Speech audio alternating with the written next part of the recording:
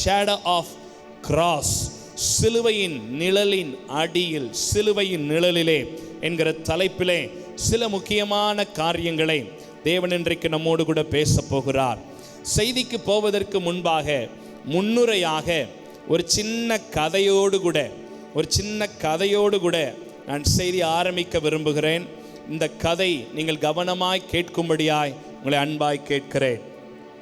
சின்ன பிள்ளைங்க, பெரியவங்க எல்லாரும் கவனமாய் ஒரு சின்ன கதை, அந்த கதையில இருந்து அப்படியே ஆண்டவருடைய வசனத்துக்கு நேராக நாம போகலாம். ஒரு மனுஷன் முடி வெட்டுறதுக்காக ஒரு கடைக்கு போறார், ஒரு பார்பர் ஷாப்புக்கு போறார், சலூன் கடைக்கு. அப்ப அந்த முடி வெட்டிக்கிட்டு இருக்கிற மனுஷன்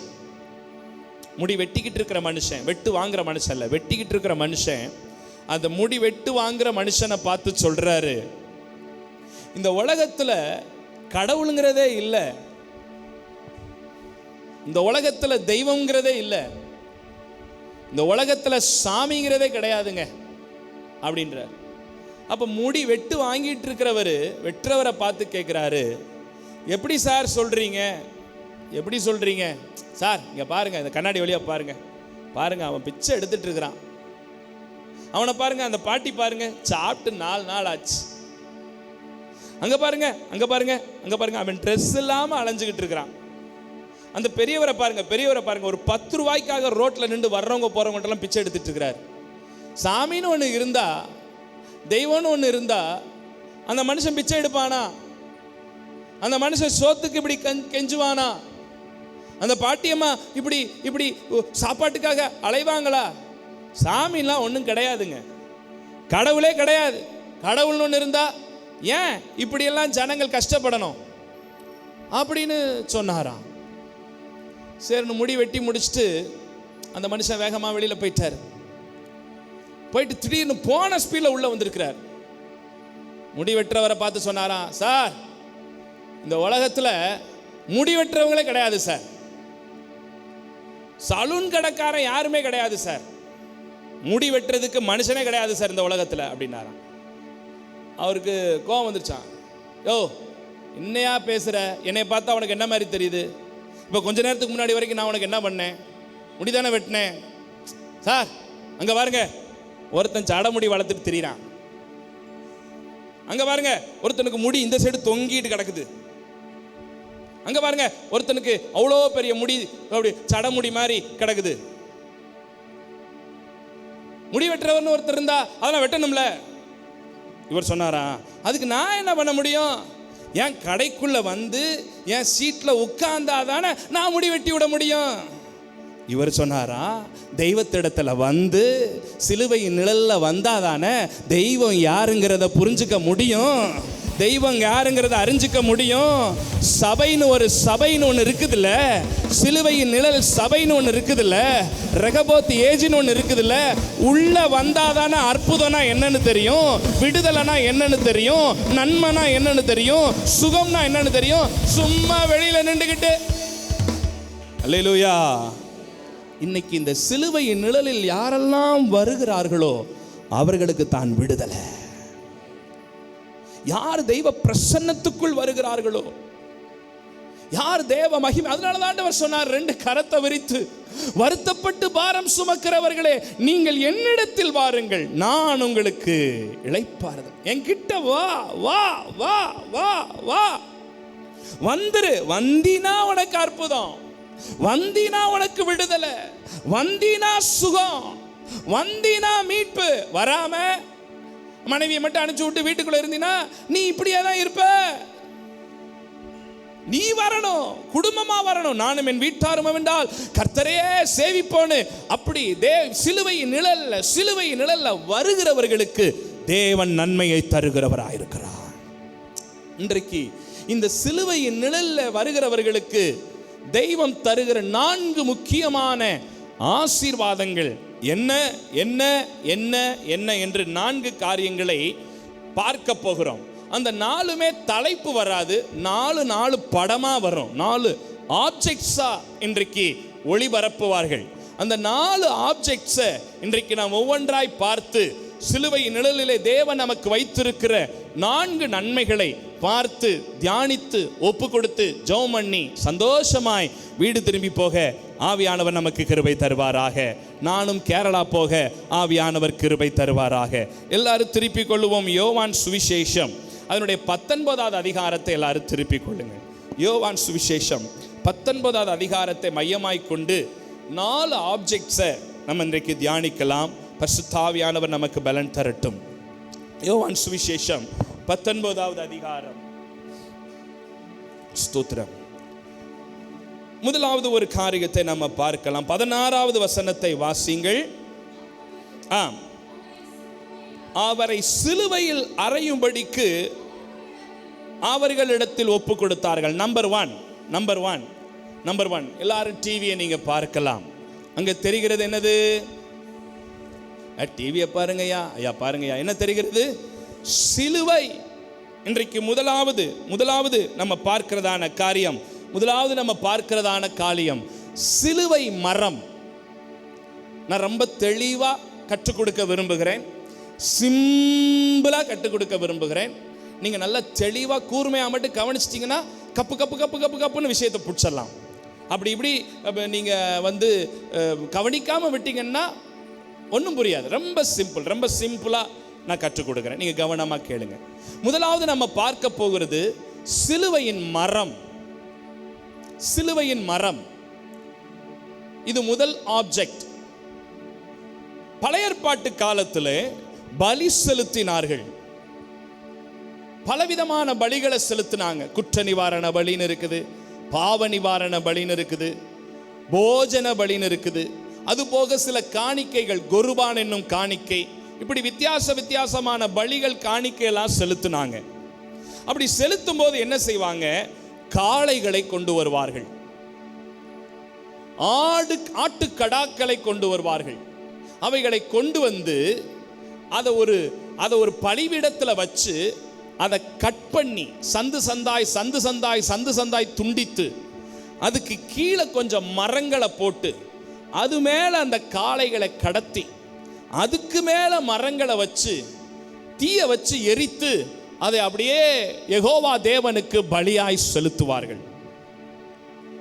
அப்படி செலுத்தும் போது கொஞ்சம் யோசிச்சு பாருங்க. ஒரு பலியை வெட்டும் போது, ஒரு மாம்சத்தை வெட்டும் பொழுது அந்த இடத்துல எவ்வளோ பெரிய ஒரு துர்நாற்றம் உண்டாகும்ல.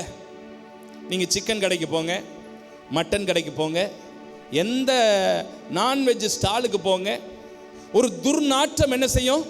உண்டாகும். நீங்க வேதத்தில் தாவீதினுடைய காலங்கள், சாலமோனுடைய காலங்கள்ல நீங்க பார்க்கும் பொழுது 1000 காளைகளை அவங்க பலியா செலுத்தி இருக்கிறாங்க. 1000 காளைகளை பலியா செலுத்தி இருக்கிறாங்க. இப்ப யோசிச்சு பாருங்க, 1000 காளைகளை பலியா செலுத்தினா அந்த இடத்துல எப்படி ஒரு ஸ்மெல் அடிக்கும், எப்படி ஒரு இரத்த வாடை அடிக்கும், எப்படி ஒரு பயங்கரமான நர மாம்சத்தின் வாடை அடிக்கும். அப்ப இந்த வாடையை போக்குறதுக்கு என்ன செய்வாங்க அப்படின்னா, கேதுரு மரக்கட்டைகள்னு சொல்லுவாங்க. கேதுரு மரக்கட்டைகள். இந்த கேதுரு மரக்கட்டையில நல்ல ஒரு வாசம் வரும். அதுல கொளுத்துனா சந்தன மரத்தை விட ஒரு நல்ல ஃப்ராக்ரன்ஸ், செம்மையான ஒரு ஸ்மெல் வரும். அப்ப என்ன செய்வாங்களா, பலி செலுத்திட்டு கீழே ஃபுல்லா கேதுரு மரக்கட்டைகளை அடுக்கி அதுக்கு மேல அந்த காளையை கடத்தி அதுக்கு மேலையும் கேதுரு மரங்களை கொளுத்தி வச்சு அதை கொளுத்தும் போது இந்த கீழே இருக்கிற லேயர் கேதுரு மரங்களுடைய எரியும் போது வர்ற அந்த ஃப்ராக்ரன்ஸ், மேலே இருக்கிறதான அதுலையும் எரியும் போது வர்ற அந்த ஃப்ராக்ரன்ஸ், நறுமணம், நடுவில் இருக்கிறதான அந்த மாம்சத்தினுடைய நாற்றம், சுடுற நாத்தம் வெளியில வராதபடி அந்த ஸ்மெல் அதை அப்படி அமிக்கிறோம். அப்படி கொஞ்சம் ஒப்பிடுறேன், கொஞ்சம் ஆவிக்குரிய காரியத்துக்கு வருவோம். இப்ப இயேசுவை சிலுவையில் அறைந்த அந்த மரம் கேதுரு மரம் என்று சொல்லி கண்டுபிடிக்கப்பட்டிருக்கிறது. அப்படி என்றால் ஆவிக்குரிய அர்த்தம் என்ன? நீங்களும் நானும் பாவம் செஞ்சு, அசுத்தம் செஞ்சு, அருவருப்பு செஞ்சு, நாற்றம் எடுத்து போன ஒரு வாழ்க்கை வாழ்ந்தோம்.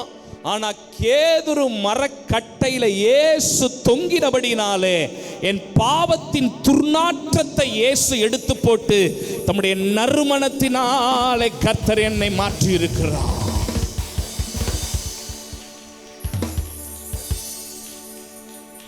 இனி நான் பாவி அல்ல, கர்த்தர் தம்முடைய நறுமணத்தினாலே என்னை நிரப்பி இருக்கிறார். எவ்வளவு பெரிய ஒரு வெளிப்பாடு, எவ்வளவு பெரிய ஒரு சத்தியம் தெரியுமா இது? எவ்வளவு ஒரு பொல்லாத நாத்தனாரும். நீங்க 7th கிராஸ்ல சில நேரத்தில் நீங்க போகும்போது எப்ப பார்த்தாலும் அங்க பணம் எரிஞ்சுக்கிட்டே இருக்கிறத பார்க்க முடியும். மின் மயானத்தில் எரிந்துகிட்டு இருக்கும்போது பயங்கர ஒரு பேட் ஸ்மெல் வருது. நீ அதை விடுங்க, உங்களை சிம்பிளா புரிய வைக்கிறதுக்காக சொல்றேன். ஒரு டெட் பாடியை ஃப்ரீசர்ல இருந்து இதுக்கு மாத்தின உடனேயும், பெட்டிக்கு மாத்தின உடனேயும் உடனே ரோஜாப்பூ மாலையை கொண்டு வந்து போடுறாங்க. ஏன் போடுறாங்க? அந்த ஸ்மெல்ல இது கொஞ்சம் குறைக்கும். பன்னீரை உடைச்சு ஊத்துறாங்க. ஏன் ஊத்துறாங்க? அந்த பெண வாடைய இது கொஞ்சம் காம்பன்சேட் பண்ணும். ஸ்ப்ரே அடிக்கிறாங்க, ரூம் ஸ்ப்ரே அடிக்கிறாங்க. ஏன்? பெண வாடைய இது கொஞ்சம் மாத்தும். நான் ஒரு பெண வாடை பாவம் செஞ்சு அசுத்தம் செஞ்சு அருவருப்பு பண்ணி பாவியா இருந்த உன்னைய உன் நாத்தம் வெளியில தெரியக்கூடாதுன்னு இயேசு கல்வாரி சிலுவையில தம்முடைய நறுமணத்தை கேதுரு மரத்துல தொங்கி எனக்குள்ளே அவருடைய வாசனையை வைத்திருக்கிறார். எனக்குள்ளே அவருடைய வாசனையை வைத்திருக்கிறார். இப்ப நான் எப்படி தெரியுமா இருக்கிறேன்? நான் பாவ மனத்தில் அல்ல, நான் நறுமணம் உள்ளவர்களாய் கர்த்தர் நம்மை மாற்றி இருக்கிறார். நம்மை பரிசுத்தவான்களாய் கர்த்தர் மாற்றி இருக்கிறார். அதுதான் ஏசப்பா எடுத்த ஒரு மிகப்பெரிய டாஸ்க், ஒரு மிகப்பெரிய காரியம். என்னை நறுமணம் உள்ளவனாய், என்னை பரிசுத்தம் உள்ளவனாய். ஒவ்வொரு நாளும் ஆண்டவர் நம்மளை பரிசுத்தவானாதான் நிறுத்திக்கிட்டு இருக்கிறாரு. அந்த நம்ம பாடணும் பாருங்க, அந்த பாட்டுல ஒரு அருமையான வார்த்தை வரும். கரைபடாத மகனாக பிதாவுக்கு முன்னாடி நிறுத்துகிறாராம். கரைபடாத மகனாக பிதாவுக்கு முன்னாடி என்னை நிறுத்துறாராம். அந்த வார்த்தையில அவ்வளவு ஆழம் இருக்கு, அவ்வளவு ருசி இருக்கு. அதை நல்லா கவனிங்களேன். இந்த உலகம் நம்மளை பார்க்கும்போது எப்படி தெரியுமா பார்க்கும்? நீங்க என்னதான் ரட்சிக்கப்பட்டு வந்துட்டாலும், நீங்க என்னதான் நகையை கலட்டினாலும், நீங்க என்னதான் வெண்ணுடை உடுத்தினாலும், உங்களை இந்த உலகம் எப்படி தெரியுமா பார்க்கும்? ஆமன் தெரியாது இவரை பத்தி. என்னை அப்படிதான் சொல்லுவாங்க. பேசுறாரு பாஸ்டர் மைக்கேல், இவரை பத்தி தெரியாது. இன்னைக்கு வெள்ளச்சட்டையை போட்டு வெள்ளை பேண்டை போட்டுக்கிட்டு அப்படியே பிரசங்கம் பண்ணிட்டாருன்னா இவரை பத்தி தெரியாது. என்னைய பத்தி தான் நல்லா தெரியுமே. அவங்க என்ன சொல்றது? நானே சொல்றதுக்கு ரெடி. பாவிதான், பாவிதான், பிரதான பாவிதான், பாவிதான். ஆனா இப்ப அந்த உலகம் நம்மளை எப்படி தெரியுமா காட்டும்? நம்மளை எப்படி பண்ணும்போதுனா, ஒரு காலத்துல இவன் பாவியா இருந்தா இன்னைக்கு பரிசுத்தமாயிட்டான், ஒரு காலத்துல இவன் பாவியா இருந்தா பரிசுத்தமாயிட்டான், இப்படித்தான் நம்மளை பார்ப்பாங்க. ஆனா இயேசு பிதாவுக்கு முன்னாடி இவன் பிறந்ததுல இருந்தே பாவமே செய்யலங்கிற மாதிரி நம்மளை கொண்டு போய் நிறுத்துகிறவர் நல்ல தகப்பனா இருக்கிறாராம். புரிஞ்சிருச்சா? புரிஞ்சிருச்சா? புரிஞ்சா கை தட்டி கர்த்தரை துதிப்பீங்க. புரியுதுங்களா? அது புரியுதா? இவன் கழுவி இவன் நல்லவனாகி நான் கொண்டு வந்து நிறுத்தல, இவன் நல்லவனாகவே தான் இருக்கிறாங்கிற மாதிரி என்னை கொண்டு போய் நிறுத்துற ஒரு நல்ல தகப்பனா இருக்கிறார். பிதாவுக்கு முன்னாடி சொல்லும் போது இவன் கெட்டவன் இல்ல, இவன் கெட்டவன் இல்லப்பா, இவன் கெட்டவன் இல்லை, இவன் நல்லவன், இவன் நல்லவன், இவன் நல்லவன் அப்படின்னு இன்னும் கொஞ்சம் ஏசப்பா மேல இருக்கிற அன்புல கொஞ்சம் ஓவரா ஒரு மிகைப்படுத்தி சொல்ல போறதா இருந்தா பிபிலிக்கலா எடுத்துடாதீங்க, தியாலஜிக்கலா எடுத்து சண்டை போடாதீங்க. நம்ம ஒரு ஏசப்பா மேல இருக்கிற அன்புனால சொல்றேன். ஒரு வார்த்தை இயேசு பொய் சொல்ற மாதிரி பிதாவை பார்த்து சொல்றாரு, இவன் நல்லவன்யா, இவன் நல்லவன் அப்படின்னு என்ன அவருக்கு முன்னாடி குற்றமற்றவனா நிறுத்துகிற நல்ல இயேசு, நல்ல இயேசு, நல்ல இயேசு, நல்ல இயேசு. கரைபடாத மகனாக, கரைபடாத மகளாக, நீ பாவமே செய்யாதவனாக உன்னை பிதாவுக்கு முன்பாக நிறுத்துகிற அவர் தாங்க இயேசு, அவர் தாங்க இயேசு. அவருக்கு இணையான மனநிலை கொண்ட மனுஷன் இந்த உலகத்துல யாருமே கிடையாது, யாருமே கிடையாது. எங்கேயாவது ஒரு இடத்துல மனுஷ புத்தி என்ன செஞ்சிருவான்? காட்டிடுவான். எங்கேயாவது ஒரு இடத்துல நான் ஒரு ஹியூமன் அப்படிங்கிறத மனுஷன் காட்டிடுவான். இயேசுவுக்கு நிகர் இயேசு மாத்திரம்தான். அவர் அன்புக்கு நிகர் அவர் மாத்திரம்தான், அவர் மாத்திரம்தான், அவர் மாத்திரம்தான், அவர் மாத்திரம்தான். He is the only God, He is the only Savior, He is the only Almighty God. கைத்தட்டி அப்பாவை ஸ்தோத்திரம் பண்ணுங்க.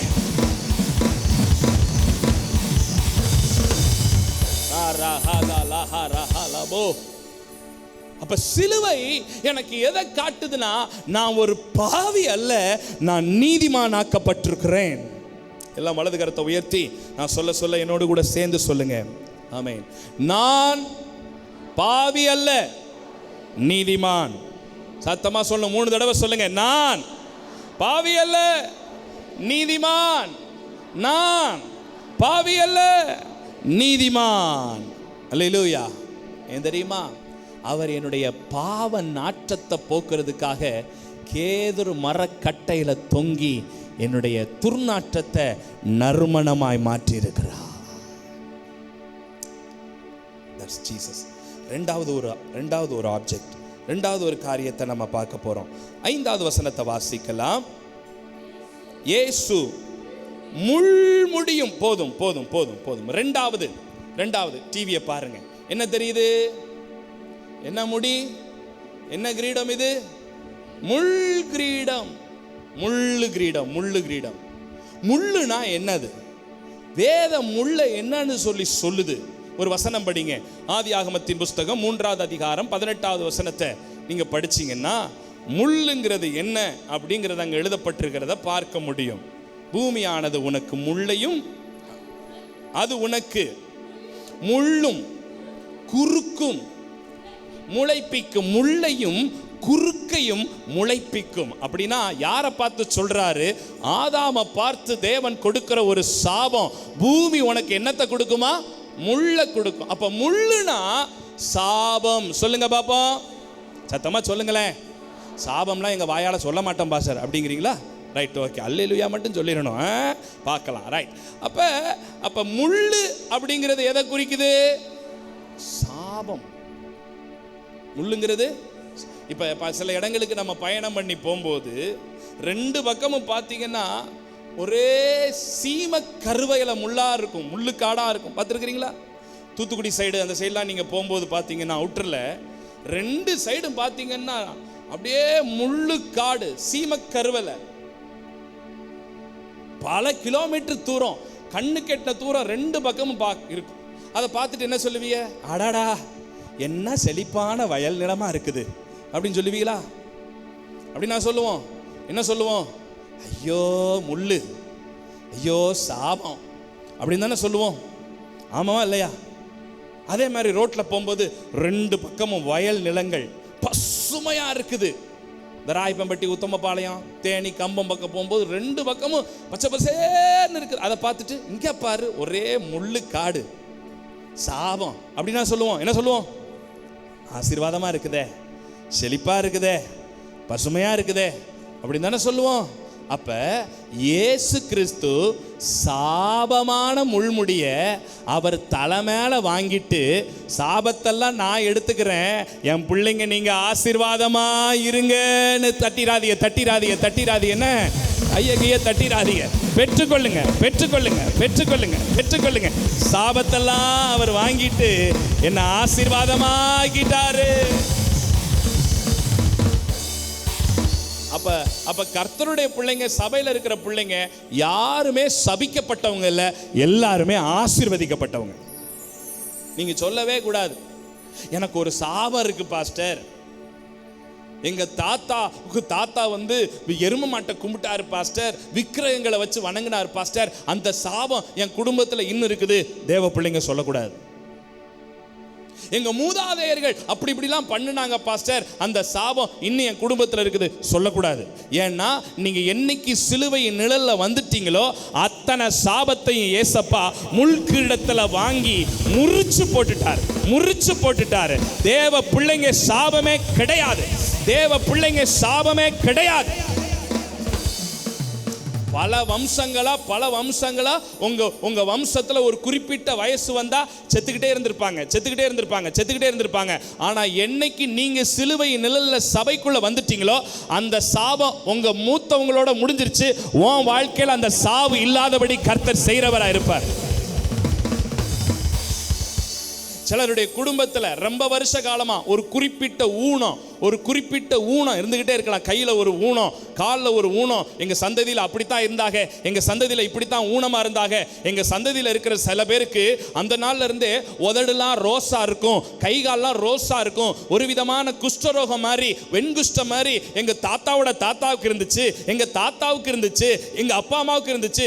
என் பிள்ளைக்கு வந்துருமோ? பயப்படாதீங்க, நீங்க சிலுவையின் நிழல்ல வந்ததுனால அதோட ஏசப்பா அதை முறிச்சிட்டாரு. ஆமென், அல்லேலூயா.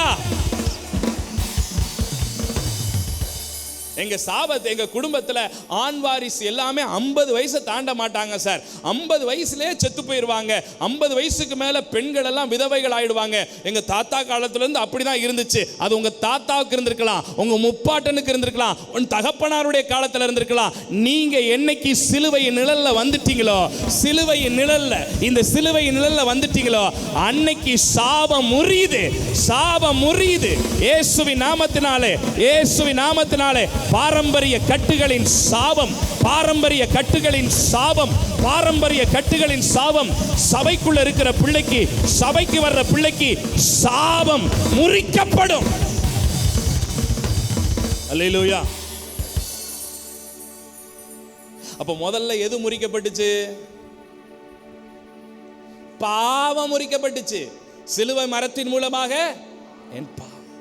இப்ப முள்ளு கிரீடத்தின் மூலம் எது முறிக்கப்பட்டுச்சு? சாபம். சொல்லுங்க, பாவம், சாபம். பாவத்தை கேதுருங்கிற மரக்கட்டையின் மூலமா முறிச்சிட்டார்.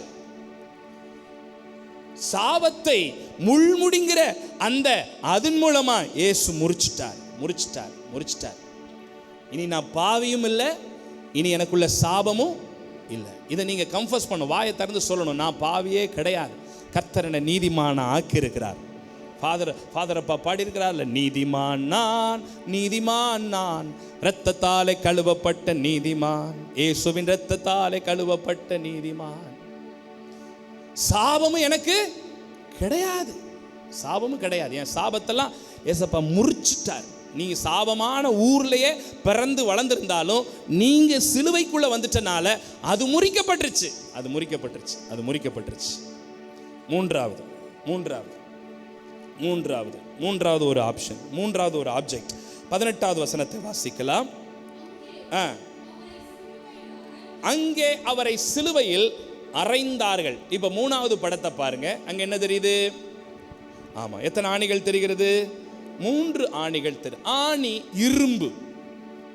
3வது இரும்பை குறித்து பார்க்க போறோம். இரும்பு ஆணி. இரும்புங்கிறது வேதத்துல எதை ரெப்ரசன்ட் பண்ணுது, எதை சொல்லுது? ஒரு வசனம் படிங்க, சங்கீத புஸ்தகம், சங்கீதத்தில் 105வது சங்கீதத்தின் 18வது வசனத்தை படிங்களேன். 105வது சங்கீதம் 18வது வசனத்தில் இரும்புனா என்னன்னு போடப்பட்டிருக்குது, படிங்களேன். அவன் கால்களை விலங்கு போட்டு ஒடுக்குனாங்களாம். அந்த விலங்கு எதனால செய்யப்பட்டதுன்னு அடுத்து போட்டிருக்குது. அவன் பிராணன் எதுல அடைபட்டு இருந்துச்சா? அப்ப இரும்பு, இரும்பு, இரும்பு அப்படின்னாலே என்ன தெரியுமா அர்த்தம்? சிறைச்சாலை, ஜெயில்னு அர்த்தம். சார் ஜெயில என்ன பண்ணிட்டு இருக்கிறாரு? 1ஆம் நம்பரு, 2ஆம் நம்பரு, 3ஆம் நம்பர்னு என்ன செய்யறாரு? எந்த கம்பி என்றாரு? Plastic Gambia? என்ன கம்பி? இரும்பு கம்பி. அப்ப இரும்பு, என் பிராணன் இரும்புக்குள் அடைபட்டிருந்ததுன்னா அதனுடைய அர்த்தம் அடிமை, அடிமைத்தனம், அடிக்ட்.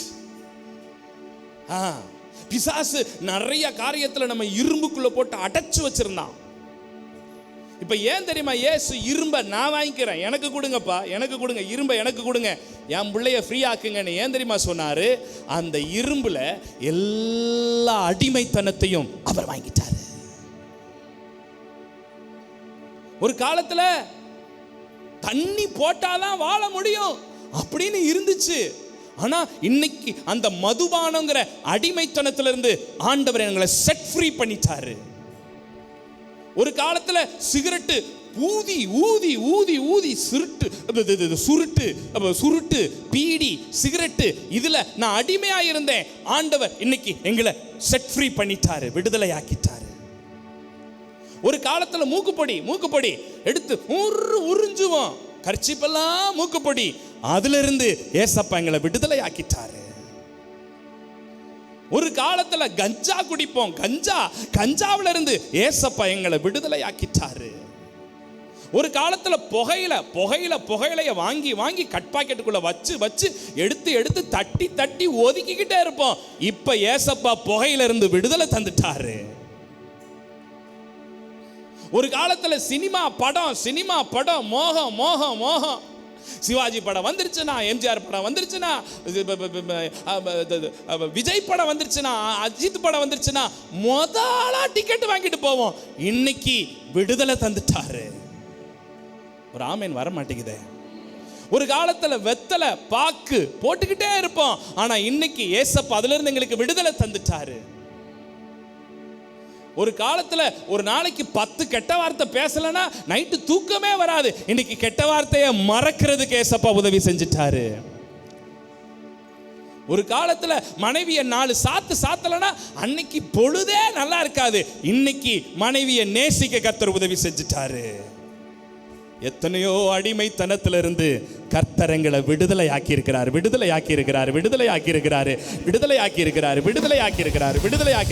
சபைக்குள்ள இருக்கிறவங்களுக்கு விடுதலை தந்திருக்கிறார். That is Calvary. That is Jesus. அதுதான் இயேசு, அதுதான் அன்பு. எந்த மனுஷனையும் மாற்றும் இயேசுவின் அன்பு. எந்த மனுஷனை மாத்தி போடுங்க, எந்த மனுஷனை மாத்திடுங்க. உட்கார்ந்து இருக்கிறவங்க எல்லாம் பரிசுத்தவான்களா? எல்லாரும் குடியார ஆளுக தான் இங்க உட்கார்ந்து இருக்கிறாங்க. இங்க உட்கார்ந்து இருக்கிறதுல 80 பேர் சிகரெட் குடிச்சவங்க, 80 பேர் தண்ணி அடிச்சவங்க. கொர்நேலியஸ் வரல, தோத்திரம். முதல் ஆராதனைக்கு வந்துட்டு போயிட்டாரு. 24 மணி நேரமும் போதையிலே மிதந்தவங்களெல்லாம் ஆண்டவர் விடுதலை ஆக்கலையா? இயேசு எல்லாவற்றிலிருந்து விடுதலை தருகிறவர். இன்றைக்கு இந்த செய்தியை கேட்டுக்கொண்டிருக்கிற எனக்கு அருமையான தேவ ஜனமே, நீங்க நினைக்கலாம் ஏதோ ஒரு பாவம், ஏதோ ஒரு அடிமைத்தனம் எனக்குள்ள இன்னும் இருந்துகிட்டே இருக்கு பாஸ்டர். ஒரு அடிமைத்தனத்துல நான் சிக்குண்டு இருக்கிறேன், என்னால் அந்த அடிமைத்தனத்திலிருந்து மீள முடியல. இயேசு உங்கள் அடிமைத்தனத்திலிருந்து விடுதலை தர போதுமானவராக இருக்கிறார்.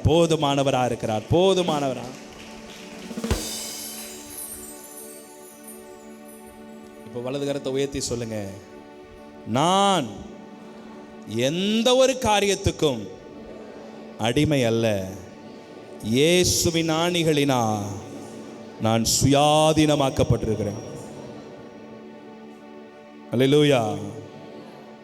தூக்கம் ஒரு அடிமைத்தனம், கொட்டாவி ஒரு அடிமைத்தனம்.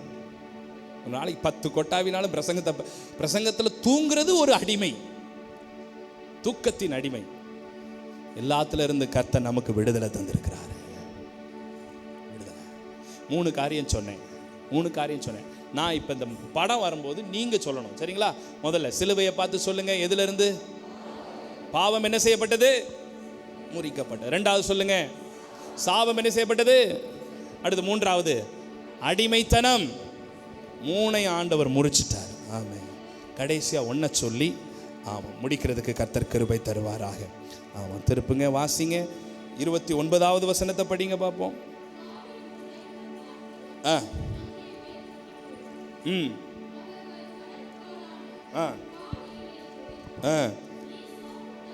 ஈசோப்பு தண்டில் மாட்டி அவர் வாய் அண்டையில் நீட்டி கொடுத்தார்கள். போதும். 4வது ஈசோப்பு தண்டு போட்டிருக்காங்க பாருங்க. இது ஒரிஜினலான ஈசோப்பு தண்டு இப்படிதான் இருக்கும்.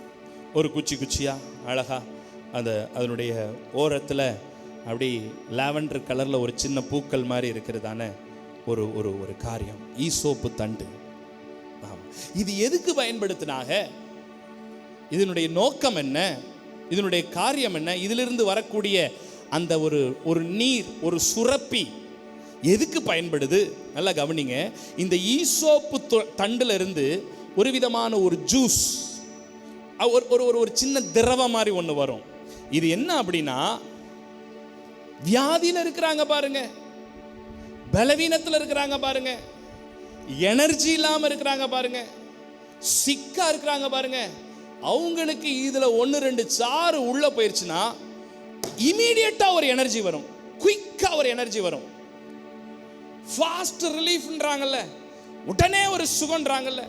இப்ப பல்லு வலின்னு ரொம்ப நீங்க துடிச்சுக்கிட்டு பல்லு வலிக்குது மாத்திரலாம் போட்டு பார்த்து ஒன்றும் கேட்கலன்னு டாக்டர்கிட்ட போனீங்கன்னா ஒரு ஊசி எடுத்து ஒரு குத்துவார் பாருங்க, கொஞ்ச நேரம் அப்படி மரத்து போயிடும், அப்புறம் பல்லு வலி சரியா போயிடும். ஆனால் அதுக்கப்புறம் புடுங்கணும், அது வேற விஷயம். அப்போதைக்கு அந்த பல்லு வலியை போக்குறதுக்கு ஒரு ஒரு ஒரு நிவாரணி நிவாரணி நிவாரணி இந்த ஈசோப்பு தண்டினுடைய அந்த ஜூஸ் ஒரு மனுஷனுக்குள்ள போனா அந்த வலி, அந்த வேதனை, அந்த காயெல்லாம் அப்படி கொஞ்சம் மறைஞ்சு எல்லாம் மறைஞ்சு ஒரு ஃபாஸ்டா ஒரு ரிலீஃப், ஒரு புது பலனை ஆண்டவர் தர்றாரு. இப்ப ஏன் இயேசு இந்த கடற்காலான தோய்த்து அந்த ஈசோப்பு தொண்டினுடைய ஜூஸை அவர் வாயில கொடுத்தாங்கன்னா, ஏசப்பா என்ன சொல்ல வர்றாரு?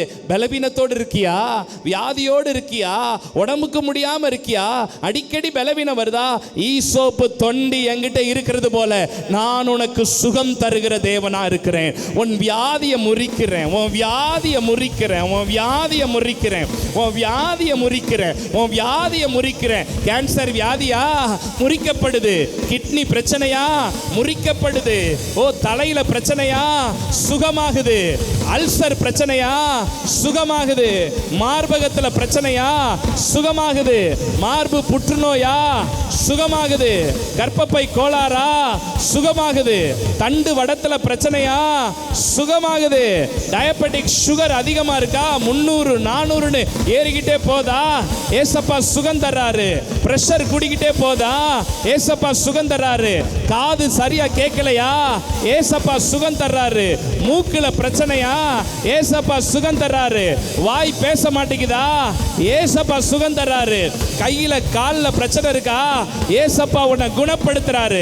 வயிற்று பகுதியில் அப்டாமன்ல பிரச்சனை இருக்கா, ஏசப்பா உன்னை சுகப்படுத்துறாரு. உன்னுடைய எல்லா உள்ளுறுப்புகள், உன்னுடைய எல்லா வெளி உறுப்புகளை ஏசப்பா சுகப்படுத்துறாரு. உன் சருமத்துல, உன் தோல்ல பிரச்சனையா, ஏசப்பா சுகம் தர்றாரு.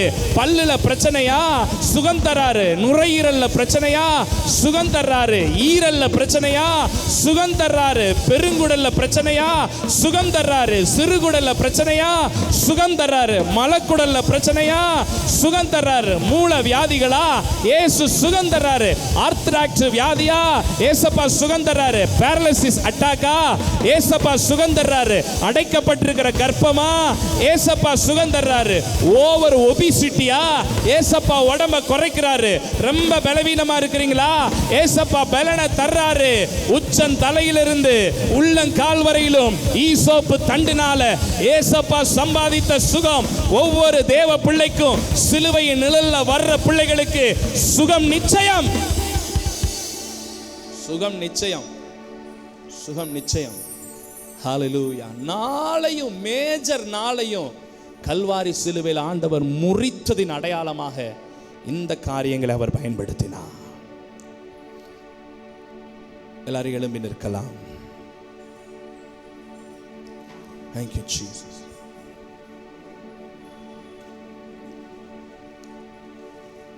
சரியான நேரத்துக்கு நாம் முடித்து கொண்டிருக்கிறோம்.